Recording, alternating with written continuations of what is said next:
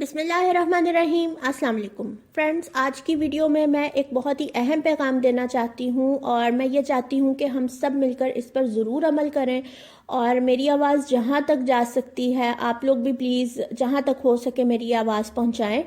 تو جیسا کہ ہم سب جانتے ہیں کہ الیکشنز میں تو اب صرف 4 یا 5 دن ہی رہ گئے ہیں، اور میں نے اپنی پچھلی ویڈیو میں بھی کہا تھا کہ یہ الیکشن صحیح معنوں میں ہم عوام کا امتحان ہے، اور جو پچھلے جتنے الیکشنز ہوئے ہیں ان کی نسبت آپ سمجھ لیں کہ یہ 100 گنا زیادہ مشکل الیکشنز ہیں ہم عوام کے لیے، اور اس بار صحیح معنوں میں ہم عوام کا صرف اللہ تعالیٰ ہی مددگار ہے، اور ہمیں صرف اللہ کی مدد ہی چاہیے، ہمیں کسی کی مدد کی ضرورت نہیں، اللہ تعالیٰ کی مدد ہی کافی ہے ہمارے لیے، کیونکہ مددگار تو اللہ ہی ہوتا ہے۔ تو دوستو، ایک ایفرٹ تو ہم نے یہ کرنی ہے کہ ہم نے اپنے گھروں سے نکل کے ووٹ ڈالنا ہے۔ یہ ہماری بڑی جد و جہد ہے اس دفعہ، کیونکہ کچھ نہ کچھ ابھی نبی ہو سکتی ہے، کچھ نہ کچھ اوپر نیچے ہو سکتا ہے، تو ہماری یہ بڑی ایفرٹ اس دفعہ ہے، صحیح معنوں میں جد و جہد ہے کہ ہم نے گھروں سے نکلنا اور ووٹ کاسٹ کرنا ہے۔ کوئی نہ کوئی رکاوٹ نہیں ہم نے دیکھنی، بس اللہ کے سپرد کر کے سب کچھ گھروں سے نکلنا ہے۔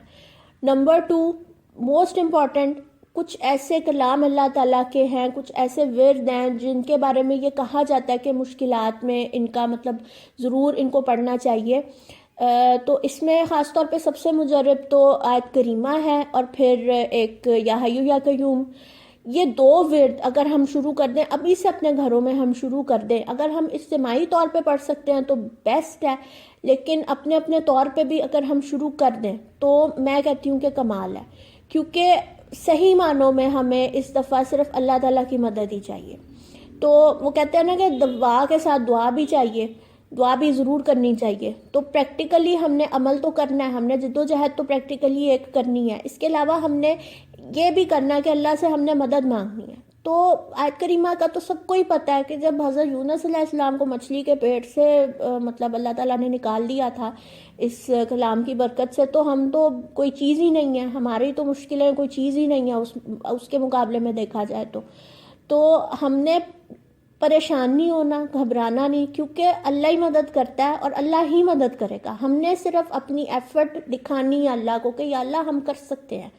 ہم لڑ سکتے ہیں، تو ہماری مدد کر، لڑنے کے لیے ہم تیار ہیں۔ تو یہ بڑی اہم چیز ہے۔ ایک میں نے پچھلے سال ایک ویڈیو کی تھی غزوہ بدر کے اوپر، تو وہ میں چاہوں گی کہ آپ سب ضرور دیکھیں، اور اس میں میں نے یہی پیغام دیا تھا کہ اللہ تعالیٰ قوم کی نیت دیکھتا ہے، اللہ تعالیٰ اس ایک اسپیسیفک گروپ کی یا ایک قوم کی نیت دیکھتا ہے کہ یہ کچھ کر سکتے ہیں، پھر مدد اللہ بھیجتا ہی بھیجتا ہے۔ اگر آپ لوگ ہاتھ پہ ہاتھ رکھ کے بیٹھ جائیں گے، جیسے بنی اسرائیل ایک دفعہ تو انہوں نے بھی ہمت دکھا دی تھی نا، تو اللہ تعالیٰ نے نکال دیا، اللہ تعالیٰ نے سمندر 2 حصوں میں کر دیا تھا۔ تو